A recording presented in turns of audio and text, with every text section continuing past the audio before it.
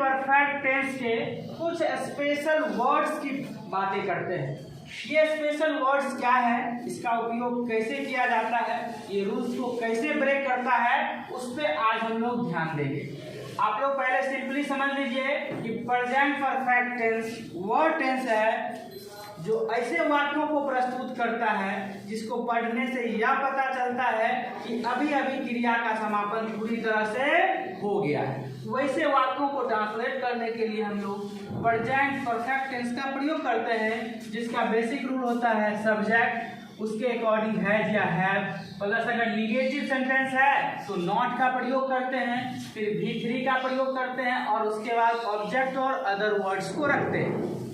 लेकिन ये सब जो वर्ड्स हैं या प्रेजेंट परफेक्ट टेंस में जब प्रयोग किया जाता है इन सारे शब्दों का, तो यह रूल को ब्रेक कर देते हैं और कुछ वर्ड्स बीच में ही प्रवेश कर जाते हैं, तो कुछ वाक्य के अंत में आते हैं और कुछ वर्ड्स सेंटेंस के टेंस को ही बदल देते हैं। इसी को देखना है।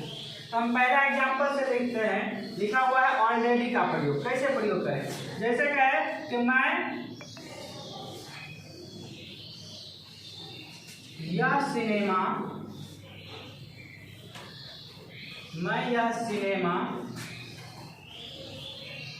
पहले ही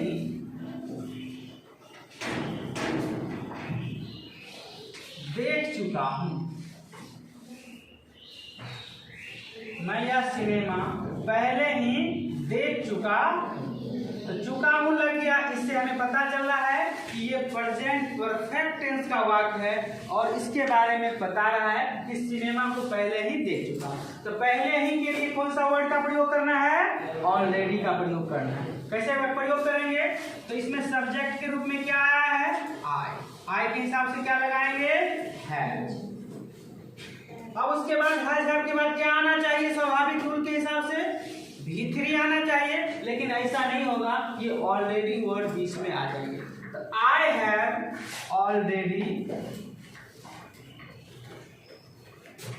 watched, I have already watched this movie. देखने से ये ऑलरेडी वर्ड एक अतिरिक्त भाग के रूप में नजर आता है, लेकिन यहाँ पर क्या हुआ? हैज हैव के बाद, अर्थात उसके बेसिक रूल में बीच में प्रवेश कर जाता है। इस बातों को देखना। इसमें बहुत सारे वर्ड हैज हैव के बाद प्रस्तुत होते हैं, तो कुछ अंत में होते हैं। जबकि अबव वर्ड जो होता है यह टेंस के नियम को बदल देता है। अगर अबव वर्ड के साथ कोई टाइम इंडिकेटिंग शब्द आ जाते हैं जिससे किसी समय का निरूपण होता है, उसकी संज्ञान होती है, तो यह क्या करता है? टेंस को ही बदल देता है। जैसे कह दिए कि मैं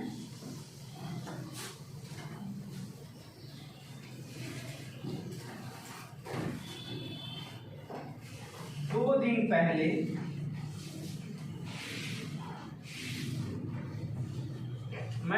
पहले यह सिनेमा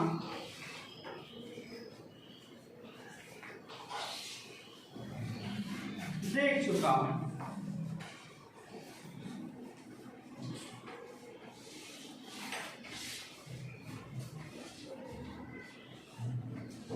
इस वाक्य में भी चुका है लगा हुआ है, चुका हूं लगा हुआ है। इसको देखने से यह पता चलता है कि कौन से टेंस का वाक्य होगा? तो प्रेजेंट परफेक्ट टेंस का होगा। लेकिन नहीं, यह 2 दिन जो वर्ड आ गया यह टाइम को इंडिकेट करता है, समय को दिखाता है। और हम पहले ही बताए हैं कि प्रेजेंट परफेक्ट टेंस का वाक्य तब होगा जब क्रिया का समापन अभी अभी पूरी तरह से हुआ है। लेकिन जब हम कह दिए कि 2 दिन पहले, तो यह क्रिया कब समाप्त हुई? 2 दिन पहले, अर्थात यह किस टेंस में चला गया? पास्ट टेंस में चला गया।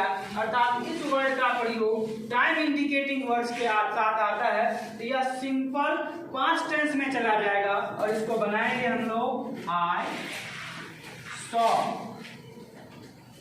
दिस मूवी, वॉच भी दे सकते हैं V2 करके। I saw this movie 2 days ago। 2 days ago। अर्थात अगो वर्ड आ जाने से, टाइम इंडिकेटिंग वर्ड आने के कारण यह सब्जेक्ट प्लस V2 हो गया। अर्थात यह सिंपल पास्ट को इंडिकेट कर रहा है, जबकि वाक्य के अंत में क्या लगा हुआ है, चुका हूं लगा हुआ। तो इन सारे वर्ड्स का प्रयोग करते समय यह सावधानी बरतना है कि वाक्य का संदर्भ क्या है और किस ढंग से प्रयोग किया गया है। जैसे इवर का प्रयोग हम बता देते हैं, क्या आपने कभी भगवान को देखा है? क्या आपने कभी भगवान को देखा? तो कभी वर्ड आ गया है, तो इसका बनाएंगे, क्या आपने कभी भगवान को देखा है? तो have you ever, have you ever, ever बीच में आ जाएगा, have you ever seen the god? क्या आपने कभी शराब नहीं पिया है? Have you never drunk wine? इस प्रकार से ये नेवर क्या है, वाक्य के बीच में आ जाता है। इसी प्रकार से मच अर्लियर का भी प्रयोग करते हैं, मैं बहुत पहले यह सिनेमा देख चुका हूँ। तो I have watched this movie much earlier, ये वाक्य के लास्ट में आएगा। कुछ वर्ड बीच में भी आएंगे, कुछ लास्ट में भी आएंगे, लेकिन इसको ध्यान रखना है। ओकेजनली भी लगभग लास्ट में आता है, मच अर्लियर लास्ट में आता है, अगो लास्ट में आता है, लेकिन अगो लगने से टाइम इंडिकेटिंग वर्ड आ जाता है तो टेंस बदल जाता है, इसका ध्यान रखना है। बहुत सारे लोग यह समझ जाते हैं कि है लगा हुआ है तो प्रेजेंट के किसी भाग में आएगा, ऐसा नहीं है। यह सेंस 2 दिन पहले का दिखा रहा है, इसलिए इसका इंग्लिश सब्जेक्ट के साथ V2 का प्रयोग करेंगे, इसका उपयोग लास्ट में करेंगे और इन सब वर्डों का प्रयोग क्या करेंगे, बीच में करेंगे। वह हमेशा मेरी मदद की है, वह हमेशा मेरी मदद की है, क्या बनाएंगे, she has always helped me.